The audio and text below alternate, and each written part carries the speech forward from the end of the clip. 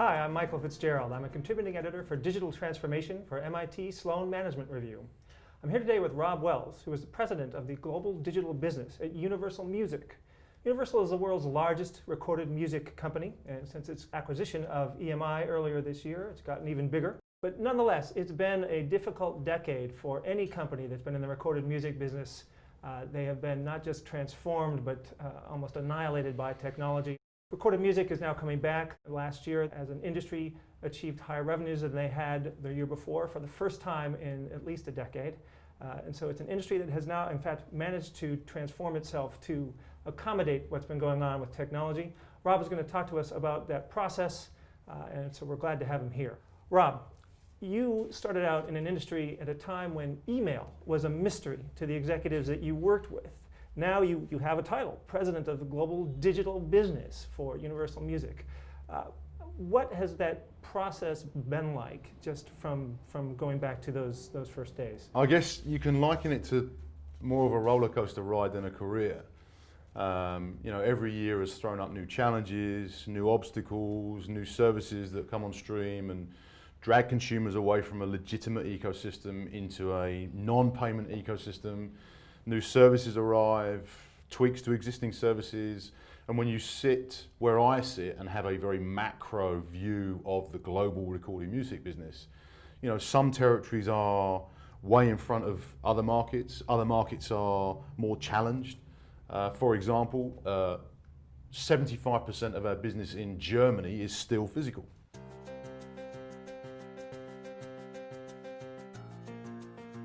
Would you say you've transformed as a company? I mean, are you transformed into a tech-savvy company? We are still in the process of transforming, and my role was and is about managing the transition. It's a fancy job title, but it's essentially about finding the new services, finding new revenue streams, business development opportunities. We're kind of at the tip of the spear when it comes to new forms of consumption and new modes of consumption, and then looking inward, there's the whole process of educating the workforce within Universal about the new services, extracting the data from new services, and then using that information for the frontline guys to help break and manage bands. How hard is the management process? I mean, that story of you in, I think it was 1997 at a different label, having to explain what email was to one of the executives is kind of astounding now. But clearly, this is not a very tech-savvy industry back in the day, at least on the executive side. Are you still explaining basic things, or is it a different industry now? It's a totally different industry now. So do you get what is Vine now, or do you get what sometimes. Is Snapchat? Yeah, sometimes, and I'm quite comfortable if they're asking the questions, they're interested, that's great. If there is no interest, then you've got a real problem. And I don't mind sitting down with a label guy or boss or whoever and explaining Xbox Music or what Xbox Live is or what Pinterest is or what Instagram does. I have no issue with that as long as they're asking. The problem comes if they're not asking the questions. Are you a one-man gang for digital inside Universal?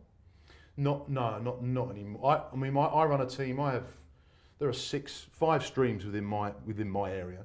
There's a commercial stream. I have lawyers who work for me that cut the deals. We have an account management stream, a technology stream, and a kind of a research and insight stroke data stream. Because of those things it draws interest in from the clients, the people within the labels within the Universal group. It's that interest in what we do it's accelerated over the last 5 years. So it kind of, without a digital strategy, the labels, they can't break bands anymore. So they have to be interested. It's a necessity. So they understand. And do you feel like you have support from other top managers in terms of what the digital strategy is? Yeah, very much so. Very much so. I mean, it's. Some of the transformational deals that we've done, Universal has done, and we've led with over the last 8 years, has only been possible with belief, specifically from the CEO. And I've had this out with other companies. There are big tech companies that have so far failed to achieve what Apple has achieved in the software client services space. And I've always said to them, this is about your CEO. When Apple started when Apple decided they wanted to launch a download store, it was Steve Jobs that came round and met all the major labels. So it came from the very top. It's unarguable then. No one can challenge that philosophy. So, and I've been very fortunate in that my CEO and chairman he's been a believer. Well, the one you have now, but certainly when Doug Morris was the CEO, he was far more reluctant. Universal was seen as very sort of chary about moving into even just letting songs be downloaded, right? I never worked directly for Doug. I've only ever actually worked for Lucian, and he has always been extremely supportive. You were shepherded in this organization, in the organization when it was split into a North American and an international business, and you were in the international side. It sounds like you had some room to be more creative. Where does digital fit into Universal now as a company? Where is it in the organization? We are very focused on a global architecture, and we've spent the last 3 years harmonizing all the deals. Because you're right, up to the point at which Lucian took control, it was two separate organisations paying, based in two separate buildings in different countries. When he took the helm, he gave me the global responsibility. So, I then took on the responsibility of managing the US team, keeping the management of my international team, and I still have, the sun never sets on us. We have a coverage in London, New York, and LA. And I spent time harmonising all the deals. I wanted to do away with this dual structure. And I naively thought it was going to be quite easy. It was actually a lot more difficult because business practices, there are cultural differences, the US is the biggest music market on the planet, and there are some very solid things that go on here that are unique to the US. So, they have an act called the DMCA, which enables services like Pandora to exist. That doesn't exist outside of North America. So the vision was always to bring it together, and we've done that, but it took a lot longer than I thought it was going to take. What were some of the challenges with making that happen? I think culturally, the US tends to be a very litigious market. So it was some of the deals that we'd done in international they viewed as being quite reckless because that they may have had some sort of exposure if they'd have been done in the US. There was a lot of resistance and change reluctance in the US, but it's overall it didn't take long for my US colleagues to adapt to the new regime. It was, it's once you see what you can achieve by changing the business and licensing more freely, it's kind of like, oh, that's actually working. So when you came in and you had this merged company, was everybody on board within top management, or were there some conversations you had to have to pull people along? Or did you have to kind of say, well, Lucian's for this, so we need to do this? How did you guys manage the process of saying we're one company now, and this is the way we're going to do things? It was coming from the CEO's office. It was mandated from the most senior level within UMG. There was never any sort of politics. It was just kind of like, explain this to me. And that was a lot of what the first year was about. It was tough. I was the first guy that was relocated to Los Angeles after the chairman dropped here. So you're kind of a champion. Do you have a sort of champion strategy here? I think you've mentioned elsewhere that you like to use champions within the organization to spread ideas. My view on execution of a corporate-wide strategy is you get people on board slowly. You infect them like a virus. And I've rolled out 2 or 3 platforms within UMG, and it's not easy. On a global scale, it's very tough to implement and execute a platform strategy. And it's very, having done it, you identify people who will be empathetic with a platform or new software, and you target them. And you give them free rein for a period of time and let them come back, adjust it, tweak it, give it back to them. And you have to be very fleet of foot and very nimble. And then as soon as they're using it and it's changing what they do on a daily basis, they start to talk. Is there a part of the organization that has been traditionally more resistant? I think of the business as kind of a gut feel A&R kind of business where we hear it and we know. Maybe they are a little more resistant to technology. Or? Yeah, I mean, there are ways you can get around that as well. That I wouldn't single out any one area. Certain territories can be quite precious because it's kind of like this is not this is my market. But you don't grind them down. You just you slowly prove to them that what you have can actually help them in their daily lives. And one of the things that, everybody who works in the music industry is familiar with is charts.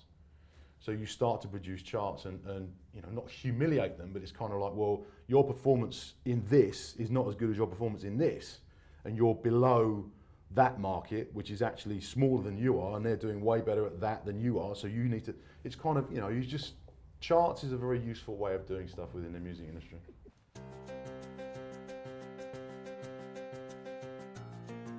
Let's talk about deals. Deals are a big part of what Universal does, and it was a company that was reluctant to even allow downloading at one point. I know that you did this sort of groundbreaking deal with Nokia a few years back. How did that deal come about? To their credit, Nokia actually, they brought it to us. They came to us with the concept. It was at the time they were the world's biggest device manufacturer, shipping about 450 million machines on an annual basis. I think 120 million of them were capable of playing music. They had a huge stranglehold on specifically developing markets. Their market share in India at the time was somewhat ridiculous, like 90%. But they made these phones that were relevant to the market. The two most important reasons for buying a device in India at the time was, one, it was dust proof, and two, it had a torch. So it goes to show, what the triggers were for purchasing in that market at the time. And they came to us and they really wanted a music strategy. And they pitched this idea. I fell in love with it. It was kind of from a consumer's perspective, because whenever we engage with a partner, we look at the service or the opportunity through two prisms: consumers and artists. If you can tick both those boxes, it's definitely a winner. It took some time because it was just so groundbreaking and brand new, but we finally closed after about 12 months of negotiating. So Comes with Music was seen as sort of a spectacular failure, at least for Nokia. Was it a success for Universal? Massive success for us. I look back and what they actually managed to achieve was invigorate some of the markets where we hadn't actually had a business before. It failed dramatically in Western Europe, but it was crucified by the operators in Western Europe. They didn't believe that Nokia should have a strategy that brought them closer to their consumers. There was this war going on, and I wasn't too sure what Nokia's overall strategy was with the service, and I probably naively believed they just wanted to get into the content business. I think probably what was really true was they wanted to get closer to the billing end. But in other emerging markets, especially in India and Russia and China, PRC was hugely successful for us, and it's still live in China. So it's still a big revenue stream for us in some of these markets. So a lot of the uninitiated and people that don't actually truly understand the global nature of the business think that it failed. For us, it was a massive success. What was the hard part of making the deal happen? Did you have to really sell this hard, or did people also get it as quickly as you got it? Whenever we engage with a partner, there are two negotiations. There's a negotiation we have with the partner, and then there's an internal negotiation stroke conversation to prove the value of the deal to the business. And that's really healthy. That's a great thing to have. So I have two heads. I deal with the partners, and the way we treat the partners as well is the negotiation is the start of a journey, and we never sit down with them and say no to anything. It's kind of like, okay, we can't do that, but how about we do this instead? And because as soon as the starting pistol goes off and they go live, you then have to trade with these people for the foreseeable future. So there's no point having a punch up in order to get a deal done. That's not how Universal does these deals. Because after the service has gone live, you're going to use that service to sell records, break bands, collect data, and then internally, the challenges that come with introducing or presenting a new concept or service to a senior management team is healthy. The debate is extremely good. It flushes out stuff. So what were the risks that people were concerned about with Comes with Music? It was fear. It was based around someone going in, buying a machine, going to the service, and dragging down more than the value of what we'd actually been paid. And I never saw that as a threat, and it never materialised. From my perspective, before we'd even done the deal, it was kind of like, consumers don't behave like that. It's kind of, they have a finite amount of time. There isn't one button that says download everything. They have to go in, invest their time in clicking every album on it's just impossible. And we, you know, as soon as the service went live, because it was the first service of its kind, you got some people that were really testing it. And I remember reading a blog post from a guy that had spent something like 48 hours doing nothing but clicking the download button on all these different albums, and he just gave up. He was like, it can't be broken. It clearly is unlimited. Because that was the big thing, it was an unlimited service. And once it was live, we then worked out, and we've actually based a lot of our mass consumption models on the back of what we found in that service. You know, with the time constraints over a period of 12 months, the average amount of tracks downloaded on a monthly basis is about 45. Because people just, it's natural. You know, you get this inverted bell curve, because the first month they glut themselves and they slowly realise that, you know, okay, it's kind of, and then it levels to it plateaus at a certain level of 10, 15 tracks a month. And then at the end, as they realise their subscription is about to expire, they start to re-glut themselves. And then they re-up. I mean, one of the things it did do was drive more consumers to repurchase Nokia Comes in Music devices. What kind of deals would you say you're doing now that you would not have done before Comes with Music? A lot of the brand new deals, the unlimited models.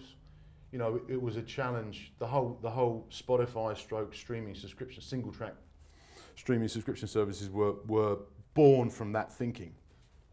And you know, there are offices in the London-based HQ for UMG where we sat and noodled with the Nokia guys. I remember there was a 2-week period where we basically just locked ourselves in a room, and we just had whiteboards, and it was like post-it notes, and it was like a real kind of brain trust. Everyone was working through, and we never saw them as, we always saw them as a partner. So we'd throw up an issue and it'd be like, oh God, what about that? They would help us fix that problem. And that's how we go about negotiating all of these deals. And we've just come out of a round of negotiating with our friends in Sweden about the Spotify service. Okay. And the same thing happened there. It's kind of like, it's a very creative deal-making process. I love that. Are there deals that you don't do? And what does it take to not do a deal? We haven't not done a deal with a partner. Again, to the point, if someone comes in and says, we want to do something suicidal, you know, it's kind of like, you know, we can't do that for these reasons, but what about this? Well, what would be a suicidal deal? I mean, at this point, right, you guys have done all kinds of deals, right? Back to those two prisms, yeah. You know, it's either going to be way too expensive for the consumers to even bother with, problem, suicide, or it's going to be not rich enough for the artist community, again, suicide. So you have to balance those two focal points. Music as an industry, Universal and other companies like it, exist in effect to create music, but also to distribute music. Mm-hmm. And the deals that you're doing with, with Nokia or Spotify or whoever, those kind of do they change the model? Does it become less of a distribution model and more of we're focused on music? How does it affect the company? These new models are completely revolutionary. You know, the single track a la carte model is much more aligned with the physical sale, the CD sales model. These models are much more based around usage. So in a world of digital ubiquity, you know, how do you get cut through for bands and artists? And all of these challenges we're dealing with now, because these services are starting to become very, very mainstream, especially in certain Northern European markets. But to the point, those markets are fast moving towards being way healthier than they've ever been. From a revenue perspective. From a revenue perspective. So you see light at the end of this. The light at the end of the tunnel is not a train. No, definitely not. Yeah. It's daylight. From a deal-making perspective, do you have to be personally involved in any digital deal that happens, or is it pushed down on the organization? For the big partners, I tend to be very heavily involved. The last deal we did with Apple was for their iTunes radio service. That was pretty much me and one lawyer that was engaged with the Apple guys around that. But some of the deals, I rely on my immediate team. They tend to call me in the event there's a problem or a breakdown. It's pretty centralized from a structural perspective that way. Yeah. Is that? Do you think that's a good thing? The local markets the opcos are encouraged to do their own domestic deals as well with domestic partners. They have terms of reference, and if they want to do a deal that's outside of guideline, then they come in, and again we then have to have the debate, and what are they doing to get a reduced rate, and are they going to spend money on marketing, and how are you going to break bands, and again it's never a no conversation. It's a conversation about educating the local, and we empower the territories. I see them they're just for the domestic, for the big global deals, and it tends to be my team that does it. Have you had any deals that raised eyebrows at the board level? All the time. Yeah. What's an example of one? We sliced the deal with YouTube, and we finally closed in January this year. That took some time. That was a healthy debate about that. Give me a synopsis of the deal and what raised the eyebrows. What can I tell you that isn't confidential? We have some challenges, existing challenges with the YouTube platform in terms of,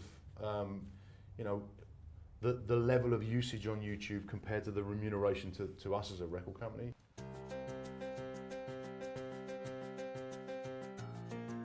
What technology matters most internally in terms of being able to accommodate this new digital world? What's becoming increasingly more important to the frontline people, the people that really matter within the organisation, the decision makers, the label presidents and MDs of territories, is the information flow. These new deals and services, what we receive from them in terms of consumer information and sales information and stream data is infinitely richer than what we've had previously. So, analysing and crunching that information in a real-time environment empowers them to focus their marketing money on things that really actually do make a difference. The vision for me, Michael, is band X comes off stage at Coachella or Reading or Glastonbury, goes back to their trailer, puts the towel around their neck, opens an iPad or laptop, calls up the database and sees in real time exactly what their performance has done to streams on Spotify, likes on Facebook, tweets on Twitter. That is the digital world. What about things like mobile as a platform or social media? How important are those within the technology realm for Universal? Enormous on two levels. One, it's very important for us from a monetization perspective. New distribution platforms. It's something ridiculous like there's an a la carte store run by a big US-based tech company. 93% of all their transactions occur via mobile phone. 93%. I mean, that's a demographic indicator as to who's shopping at that store. Huge. Secondly, the second thing that's very important to us when it comes to mobile is marketing. Consumers are accessing their social networks, their music services more and more via mobile, and presenting them with the new releases, the new artists, the new cool stuff. That's very key.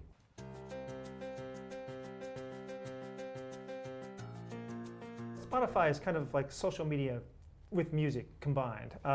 You've long been a champion of Spotify. At the start, why were you so keen on this service? For a number of reasons. I thought the technology was extremely good, and I'm not immersed in the tech, but what I am, I'm a very heavy user, massive gamer, Xbox Live, Call of Duty player, huge music consumer. I buy all my movies from I'm that, and I saw the product that they have, and I was like, I like that.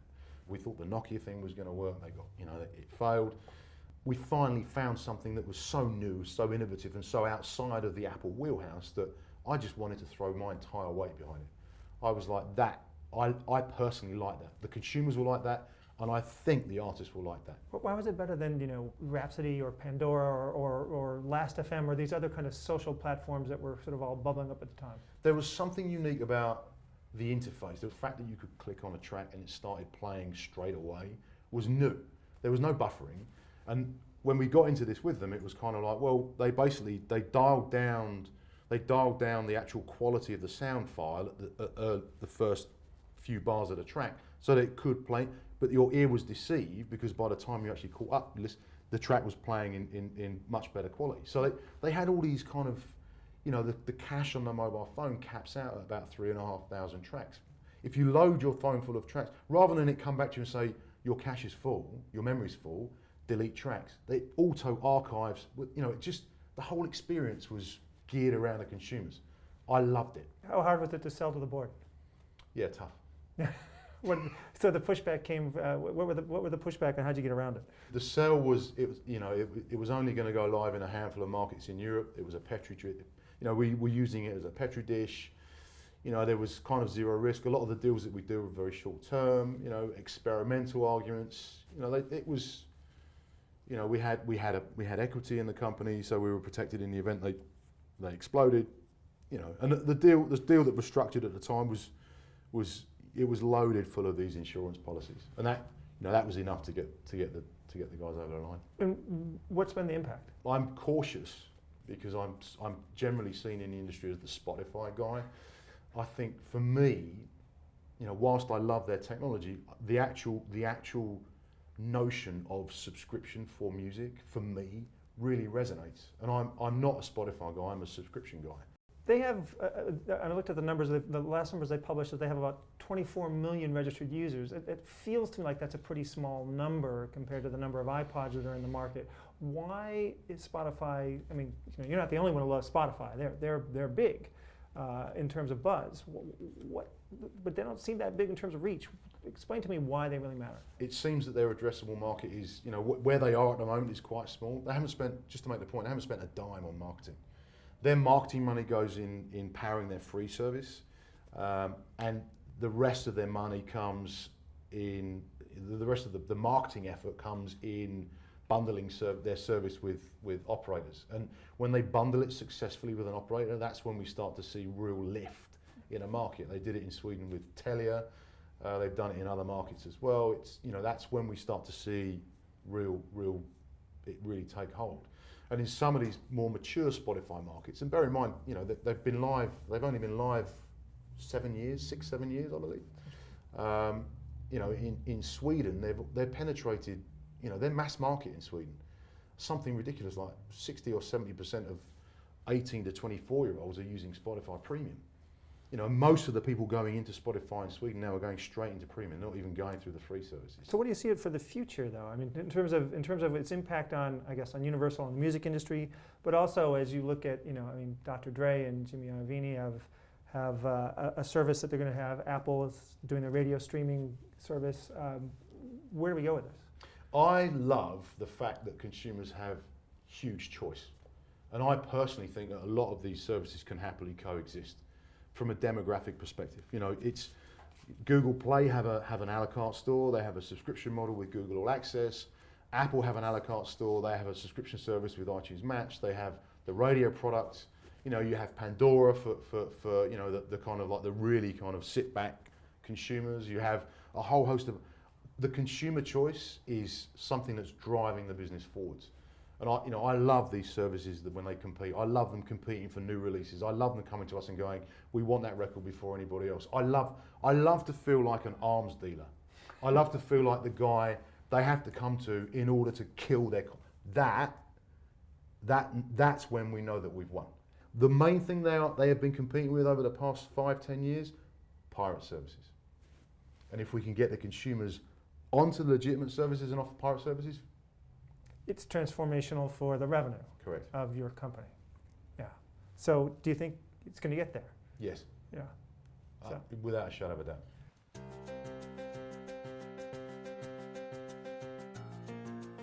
How much time do you, as a manager, get to spend working on things that you think are going to be innovative, transformative? God, that's a great question. Not enough.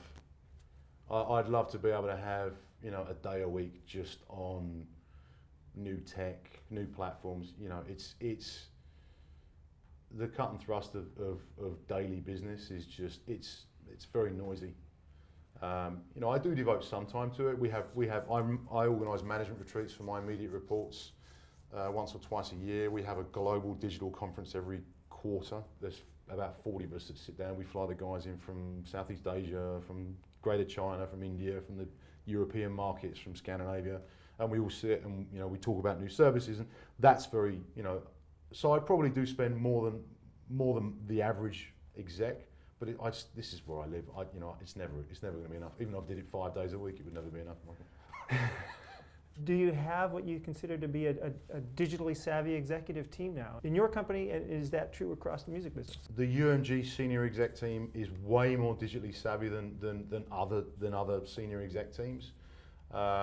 You know, there's a lot that having kids can bring. You know, your kids are the ones that they immerse themselves in new technologies and new platforms, and then there's the dialogue at the dinner table, and you know, and all the senior managers have kids of that age.